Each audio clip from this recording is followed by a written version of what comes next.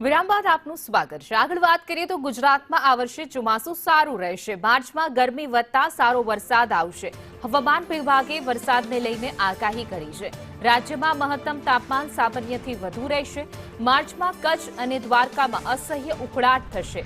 ઉત્તર ગુજરાતમાં 40 ડિગ્રીથી પણ વધુ તાપમાન નોંધાશે, જ્યારે મધ્ય ગુજરાતમાં 40 ડિગ્રીથી પણ વધુ તાપમાન નોંધાશે। માર્ચ મહિનામાં પ્રી મોન્सून एक्टिविटीની શક્યતા।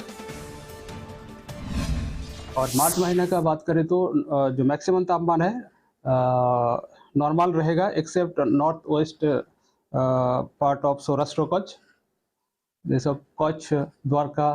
मार्च महीने का रेनफॉल दिया जाता है, इसमें नॉर्मल रहेगा rainfall except small parts of north west parts. पश्चिम उत्तर पश्चिम जो क्षेत्रों के छोड़ के बाकी क्षेत्रों में अब नॉर्मल रेनफॉल का संभावना रहने का पूर्वानुमान दिया गया है मार्च महीने में।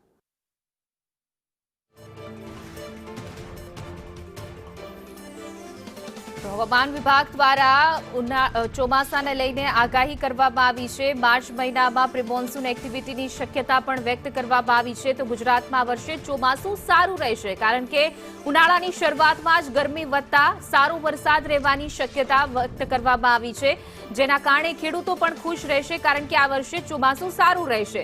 રાજ્યમાં મહત્તમ તાપમાન સામાન્યથી વધુ રહેવાની આગાહી છે। માર્ચમાં કચ્છ અને દ્વારકામાં અસહ્ય ઉકળાટ રહેશે।